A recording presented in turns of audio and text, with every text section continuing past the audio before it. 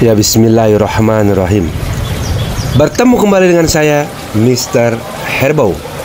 Baik, kita masih akan melanjutkan kajian ringkas tentang sosiologi agama. Pada video sebelumnya, kita sudah membahas bagaimana manusia memiliki satu hal, spiritual dimension, yang tidak bisa diobservasi dari luar, namun menentukan pembangunan sikapnya, pembangunan pemikirannya, dan juga bagaimana berperilakunya. Ya. Maka secara umum diyakini ketika seorang menghayati nilai-nilai beragama, maka perilakunya akan menjadi baik. Baik bagi dirinya sendiri, baik bagi keluarganya, lingkungan sekitarnya, dan masyarakat pada umumnya. Namun hari ini dunia menyaksikan tanda-tanda kehancuran dari negara. Sejumlah ilmuwan telah berusaha mendeteksi hal ini. Ya, dalam payung sosiologi kita mengenal istilah risk society. Masyarakat yang beresiko akan hancur, beresiko akan memburuk di kemudian hari, beresiko tidak menjadi good society yang menghasilkan good people bagi orang-orang di dalamnya. Salah satu penelitinya adalah Dr. Thomas Lickona yang secara tegas menghasilkan beberapa kesimpulan sebagai berikut. Artinya ini kesimpulan bahwa dunia menghadapi ciri-ciri kehancuran bangsa, yang artinya ini perlu diwaspadai. Yang pertama, meningkatnya violent atau kekerasan dalam perilaku remaja. Remaja semakin berani berbuat kekerasan. Artinya apa? Jika beberapa tahun yang lalu pelaku kekerasan itu orang dewasa, maka saat ini semakin turun, semakin muda, semakin belia. Ini adalah salah satu ciri kehancuran bangsa. Ini akan berkaitan dengan belief system yang mereka yakini, kan begitu ya.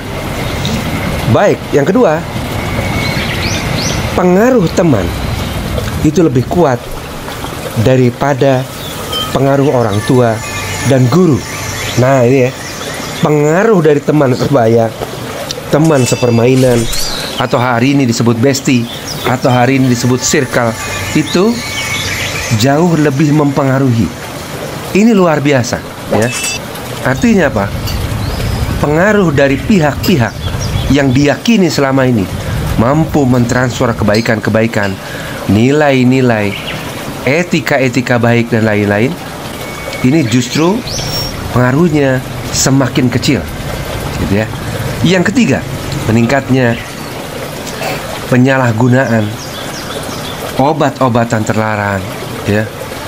Kemudian seks bebas, ya, penyimpangan seksual dan lain-lain. Ini meningkat dan, nah, gejalanya adalah ini terjadi dan semakin muda pelakunya. Sekali lagi, pelakunya semakin muda, semakin belia. Maka ini diyakini menjadi salah satu tanda-tanda kehancuran sebuah bangsa. Ingat, tanda-tanda adalah warning, adalah peringatan untuk segera diambil tindakan. Selanjutnya, meningkatnya immoral behavior and egoism. Immoral behavior, ya.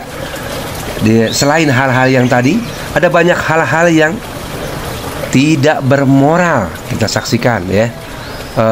Saling membuli orang, saling mengejek orang lain, yang kuat menindas yang lemah, dan lain-lain. Atau hubungan yang tidak setara pada para belia yang berpacaran, ya. Hari ini kita melihat bagaimana kekerasan terhadap, ya, pasangan ini semakin banyak. Kan begitu ya. Artinya apa?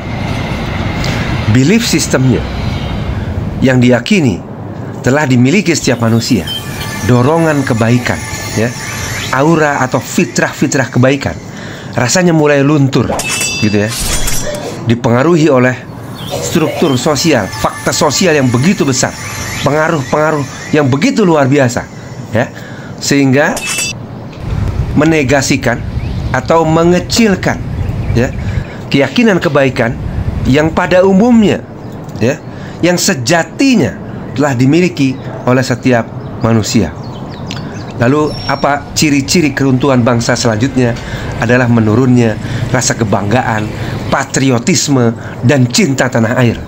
Ini perlu diwaspadai.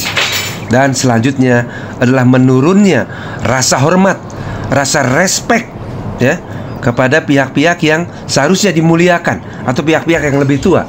Adik menurun respek pada kakaknya, anak menurun respek pada orang tuanya, murid menurun respek pada guru-gurunya, dan lain-lain.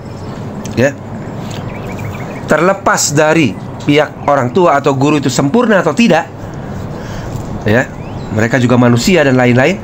Namun respek ini turun, ya. Ketika respek turun, maka apa yang disampaikan oleh guru dan orang tua seakan-akan menjadi kurang bermakna. Dia kurang menghargai ilmu, kurang takzim, kurang memberi penghormatan yang semestinya pada ilmu yang seharusnya bisa menjadi solusi bagi kehidupannya di masa depan. Seharusnya bisa memberikan barokah yang baik, memberikan kebaikan-kebaikan bagi yang menerimanya dengan takzim, dengan penuh rasa kehormatan, dan lain-lain. Karena itu, gejala-gejala ini, ya, perlu dianalisis dengan cermat, ya, bukan oleh profesi pertambangan, ya, profesi pertanian, ya, dan lain-lain, namun oleh social scientist, yaitu di empowering profession. Kita menyelami sisi keyakinan, belief system dari masyarakat. Ada apa? Apa yang terjadi pada sistem keyakinan pada masyarakat, sehingga tanda-tanda kehancuran bangsa terus dan terus terjadi.